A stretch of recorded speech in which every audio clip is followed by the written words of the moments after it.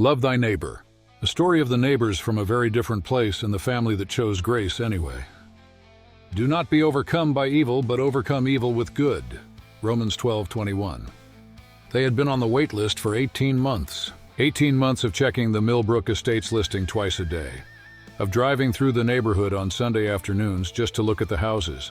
Of saving the listing photos to a folder on their phone that they scrolled through during slow moments at work. When the call came that their offer had been accepted on 4412 Clearwater Drive in Eden Prairie, Minnesota, Caleb and Naomi Pearce sat in the kitchen of their rental apartment and cried. The house was everything. 3 bedrooms, a finished basement, a backyard with a fire pit already installed. The school district was rated 9th in the state. The neighborhood was quiet, established, the kind of place where people put up Christmas lights and waved from their driveways and watched each other's dogs when someone went on vacation. It was the house they had been building toward for 7 years of marriage and 2 kids, and the kind of patient, disciplined financial effort that doesn't make for interesting stories, but makes for exactly this: a closing date and a set of keys and the specific overwhelming feeling of arriving somewhere you had been aiming at for a very long time. They moved in on a Saturday in June. By Sunday, they had met their neighbors on the left. By Monday, they understood what they had actually moved into. Before we move forward with the story, please like, subscribe, and hit that notification bell to help us to grow this channel to uplift more people. The house at 4410 Clearwater Drive belonged to Gary and Patrice Henderson. Gary was 58. He was a retired city utilities supervisor who had, in the absence of a job to structure his days and a sense of purpose to organize his identity, redirected his entire personality into the management of his property and the enforcement of his standards upon everyone adjacent to it. He was, in the plainest possible terms, a man whose small amount of power had found no arena adequate to contain it, and had therefore leaked into every surrounding space available. Patrice was his operational partner in this. Not the driving force, but the enabling presence.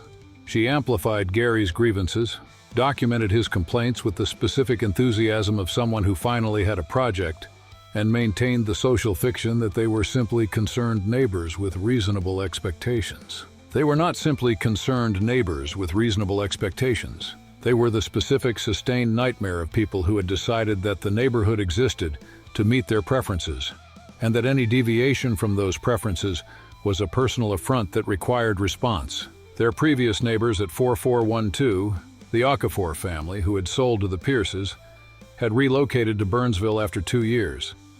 They had not mentioned the Hendersons in the disclosure documents because nothing the Hendersons had done was technically illegal, which is its own particular form of skill. The Pearces found out why the Okafor family had moved to Burnsville approximately 36 hours after they arrived. It started on Sunday morning. Caleb was unloading boxes from the moving truck, his brother-in-law helping, the kids running in and out of the garage, when Gary appeared at the property line. He did not introduce himself. He said, "The truck is blocking my sight line to the street. HOA regulations require clear visibility of the cul-de-sac from all primary residences." Caleb extended his hand. He said, "Hi, I'm Caleb. We just moved in." Gary looked at the hand. He said, "The truck." Caleb moved the truck. Gary went inside. Naomi, who had watched this from the front window, said to her husband when he came back in, "Well," he said, "he's probably just particular."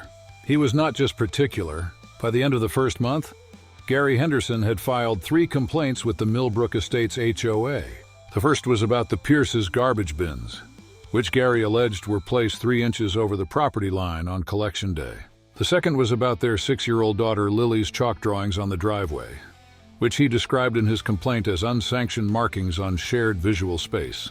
The third was about the wind chimes Naomi had hung on the back porch, audible, Gary claimed, from his master bedroom window when the wind came from the west.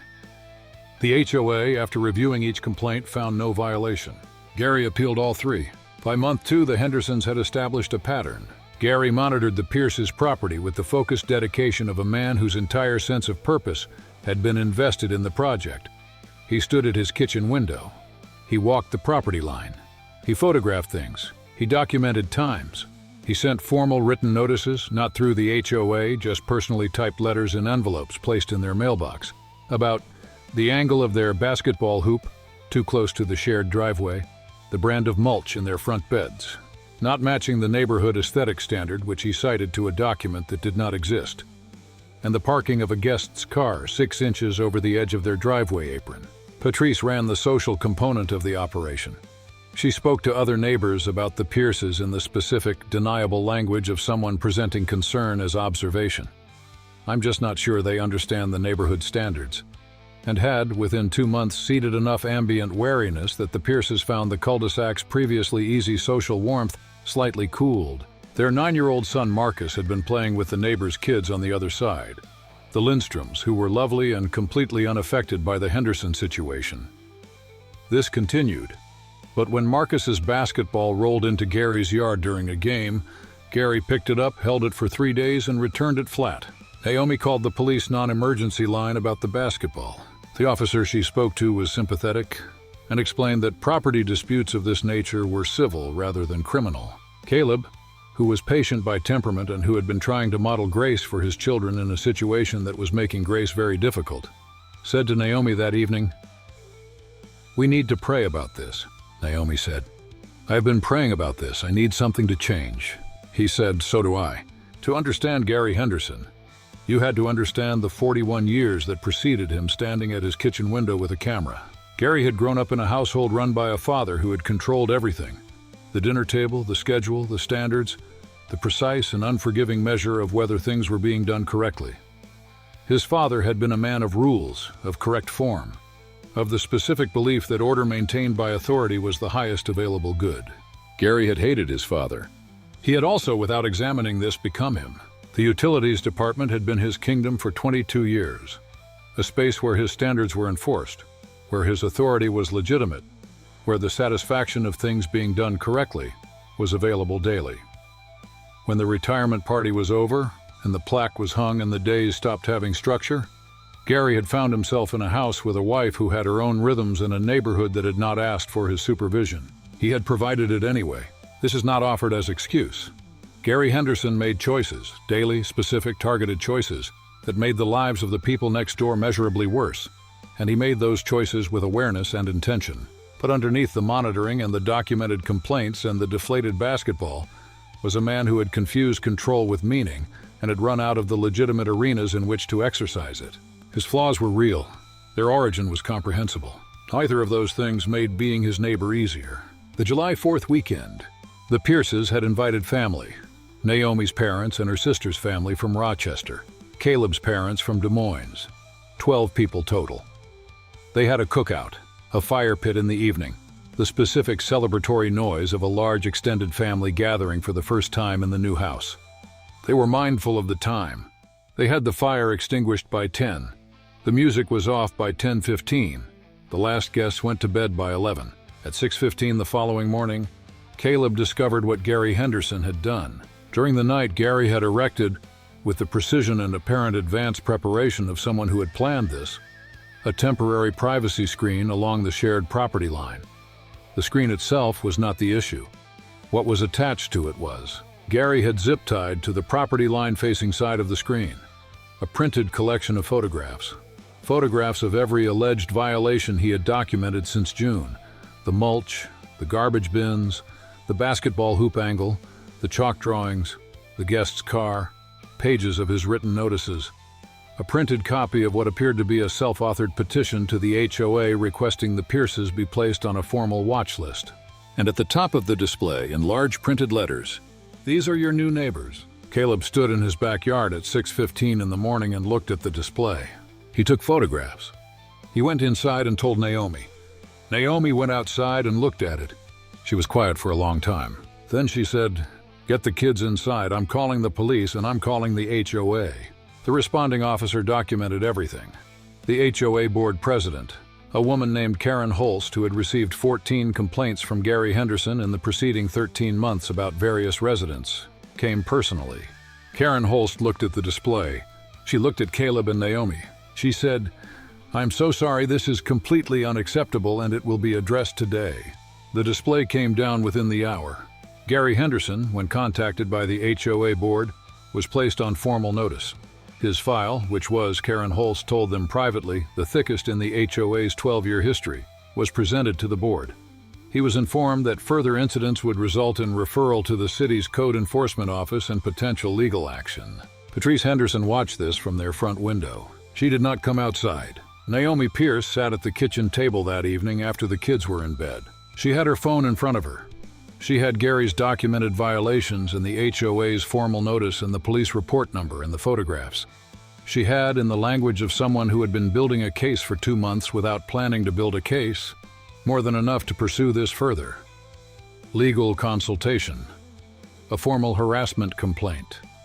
The specific, satisfying pursuit of consequences for a man who had been making her family's life miserable since the day they moved in. She wanted it. She was honest with herself about wanting it. Caleb sat across from her. He said, "I want to talk about what we do next." She said, "I know what I want to do next." He said, "I know, I want the same thing." He paused. "I also keep thinking about what Pastor David said last Sabbath." Naomi looked at him. They attended Lakeview Seventh-day Adventist Church in Eden Prairie. Pastor David Croft was 47, a deliberate and honest man who preached the kind of sermons that had a habit of arriving in your actual life rather than staying in the sanctuary. The previous Sabbath he had preached from Romans 12 and had read verse 21, "Do not be overcome by evil, but overcome evil with good." He had said, "This verse assumes that evil will exist in the vicinity of your life. It doesn't promise you won't encounter it. It tells you what to do when you do. Not to match it, not to escalate it, to overcome it with something categorically different, with good." He had paused. The overcoming is not passive. It is not silence or acceptance or pretending the thing isn't real. It is active. It is choosing a response that is so different in character from what was done to you that it changes the nature of the encounter. Naomi sat at the kitchen table and thought about the display on the property line. She thought about a deflated basketball. She thought about chalk drawings described as unsanctioned markings on shared visual space. She thought about the photographs Gary had mounted for the neighborhood to see on the morning of July 5th. She thought about Romans 12:21. She said, "What exactly are you suggesting?" Caleb said, "I don't know exactly. I just think we should sleep on what comes next before we decide." She slept on it. In the morning, she had an idea. She baked, not as a performance, not with the calculated warmth of someone deploying hospitality as a weapon. She baked because baking was what she did when she was processing something, which Caleb had always said was the most useful stress response of anyone he had ever known. She made a pan of lemon bars. She put them on a plate. She covered them with plastic wrap. She walked to the front door of 4410 Clearwater Drive. She rang the bell. Patrice Henderson answered. The two women looked at each other. Naomi held out the plate.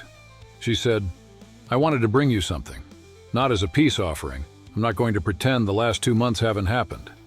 But as a gesture that I don't want to spend the next however many years as enemies to the people on the other side of our property line." She paused. "I think you know things have gone too far. I think we all know that." She looked at Patrice steadily. "I'm choosing not to respond to that with more of the same. That's my choice. I can't make anyone else's choice for them." She handed her the plate. Patrice Henderson looked at the lemon bars. She looked at Naomi. She said nothing for a long moment. Then she said, "Thank you." It was 2 words. It was the first time in 2 months that either of the Hendersons had said anything to the Pearces that was not a complaint, or a documented notice, or a manufactured grievance. Naomi said, "You're welcome." She went home. 3 weeks after the lemon bars, Gary Henderson knocked on the Pearces' door. Caleb answered. Gary was not holding a complaint. He was not holding a camera. He was standing on the porch in a way that was unfamiliar, without the specific managed posture of someone who is prosecuting something. He said, "I want to talk to you." Caleb stepped onto the porch. Gary said, "The HOA board meeting was last week." He looked at the porch railing. "I've been given a formal warning. Karen Holst made it clear that the next incident results in a fine and a referral to the city." He paused. My daughter called me. She saw what I put up on the property line. She called me and told me I had become someone she didn't recognize." He stopped. He was quiet for a moment. Then he said, "She wasn't wrong." Caleb said nothing. Gary said, "I don't know how to explain what's been happening with me. I don't have a good explanation. I know it went too far. I know it went too far a long time ago." He looked at Caleb directly for the first time since June. "I'm sorry." Caleb looked at him. He thought about the deflated basketball, about the chalk drawings, About 6:15 in the morning and the display on the property line. About 2 months of his children watching their parents navigate something that had no clean resolution. He thought about what Naomi had done with the lemon bars. He said, "I appreciate you saying that." He extended his hand. Gary shook it. They stood on the porch for a moment. Caleb said, "Would you and Patrice want to come for dinner sometime?" Gary looked at him. He said, "I don't know that we deserve that." Caleb said, "Probably not." He paused. "We're asking anyway." Gary looked at the porch railing again. He said, "Let me talk to Patrice." He walked back to 4410. Caleb went inside. Naomi was in the kitchen. She said, What was that?" He told her. She was quiet for a moment. Then she said, "Did you invite them to dinner?" He said, "Yeah." She said, "Caleb." He said, "I know." She said, "I'm going to need to make something really good." He said, "Lemon bars." She laughed. "The real one." And from the kitchen window of 4412 Clearwater Drive, the Pearce family home, the cul-de-sac looked exactly the same as it had on the June Saturday they moved in, and also completely different. Romans 12:21 does not tell you to pretend that evil did not happen. It does not tell you that your anger is not legitimate, or that the harm done to you was acceptable, or that documentation and police reports and HOA complaints are the wrong response to genuine harassment. Those responses were appropriate, and the Pearces were right to make them. What the verse tells you is what to do with what comes next. Do not be overcome by evil, but overcome evil with good. The overcoming is active. It is a choice made in the full awareness of what was done and the full legitimacy of every other option available. Naomi Pearce had the documentation, the police report, and the HOA backing. She had every tool available for an escalating legal response that would have been justified.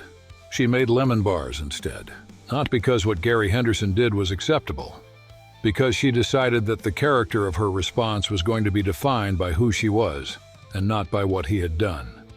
And because Pastor David Croft had stood in a pulpit and said something that turned out to be exactly what her life needed that week, that the overcoming is categorical. It changes the nature of the encounter. It is so different in character from what was done that the encounter cannot continue on its original terms. The lemon bars change the terms. Here's the other thing this story carries. Gary Henderson was a man who had confused control with meaning and had run out of the legitimate arenas in which to exercise it. His behavior was inexcusable. It was also the behavior of someone whose own interior was in serious disorder. The Pearces did not excuse the behavior. They looked past it to the person, which is what grace does, that justice cannot. They invited him to dinner. That is not naive. That is the hardest possible response to the easiest possible provocation, and it is the one that changed something. Not immediately, not completely, not without cost, but something, because that is what good does when it overcomes evil. Not loudly, not dramatically, not with a display on a property line, with lemon bars on a porch, and a dinner invitation that nobody deserved, and the specific, stubborn, unglamorous decision to let your character be defined by who you are, rather than by what was done to you. Do not be overcome by evil, but overcome evil with good. Romans 12:21. If you enjoyed this story, please like, subscribe, and hit that notification bell to be notified about more inspirational stories on redemption and hope.